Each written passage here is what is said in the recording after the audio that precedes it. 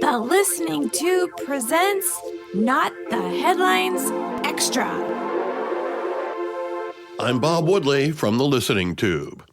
While the military operations of the United States and Iran have come to a standstill, there's still a lot of activity. Behind the scenes, talks are being held, armaments are being replenished, and while it seems like the American military is taking a well-earned break, they probably aren't. In addition to what's going on in the Iranian theater, there's also a lot going on when it comes to studying and understanding what's happened and how best to react to it. Certainly, the downing of an American fighter jet is among the concerns the U.S. Air Force has, as well as the rescue mission to extract the remaining airmen from inside Iranian territory.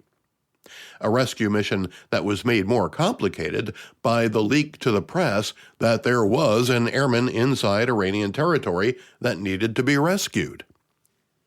President Trump made it clear in his address about the incident that the leak put many American lives at risk and called the leaker a sick person, adding that the journalist who published the information will go to jail if they don't reveal their source.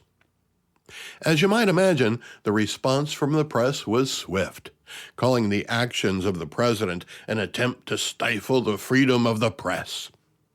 I'll just point out right here that while we hear a lot about the freedom of the press, we rarely hear about the responsibility of the press. Well, that can't be right. While I don't exonerate the person who provided the leak, identified by BloombergLaw.com as a woman named Courtney Williams of North Carolina, she was probably badgered by a reporter who found her to be either vulnerable or willing. It takes two to tango, and we have yet to find out who the reporter was. That's demonstrative of the media protecting their own, even though the source was exposed. Not just exposed, but arrested. The Justice Department indicted her on charges of disclosing classified material. There's probably not much the government can do to the reporter now that the identity of the source has been revealed. The reporter can claim they were just doing their job. There's no inquiry as to whether or not the information was gathered legally or if the source was coerced in any way. In this case, though, it sounds like the woman was more than willing to give up the classified information. But that doesn't mean the reporter is entirely innocent either. With great power comes great responsibility. Today's media seems to have forgotten that. Maybe there were other news outlets that had the information and chose to keep it embargoed, but from what I can gather, it was one source talking to one reporter and no others. That should make it easy to narrow it down to who it was. But the focus of the press isn't who betrayed the security of a downed airman inside enemy territory, drawing attention to an entire country of the fact that an American airman was loose in the country and there's a huge bounty on his head. The focus of the press is on the president's so-called threat to independent journalism and the First Amendment. Responsibility be damned.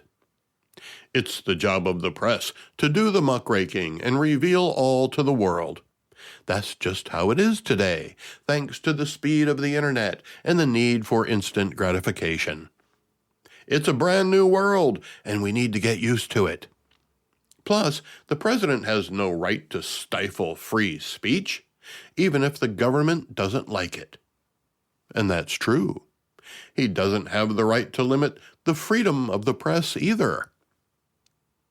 What's often overlooked is the fact that the president also has First Amendment rights, and he's free to say what he wants. If he calls out the press for soliciting classified information and then publishing that information, which in turn puts lives at risk, he has the right to do that. In fact, he has just as much right to criticize the press as the press has to reveal that there's an American on the loose inside Iran. Although his response was predicated by the betrayal. This is really nothing new.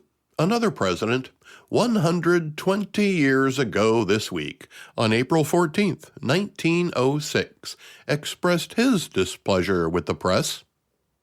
Theodore Roosevelt, whose term as president is but one facet of the incredible and adventurous life he lived, also criticized the press for its muckraking. The Chronicle of the 20th Century tells the story. President Roosevelt took to task today those crusading journalists who persist in what he called too much muckraking. Speaking at the dedication of a new House office building in Washington, the president noted that in Bunyan's Pilgrim's Progress, there was a man who never looked up to the finer things, even when promised a celestial crown, but who constantly applied his muckrake to the filth of the floor. Roosevelt conceded that there is filth on the floor, and it must be scraped up from time to time. He also said politicians who betray the public trust must be exposed, and corrupt businessmen must be prosecuted. These men with their muckrakes, the president said, are often indispensable, but only if they know when to stop raking muck. Had there been electronic amplification of sound at that time, President Teddy Roosevelt's comments could have resulted in what is today referred to as a mic drop.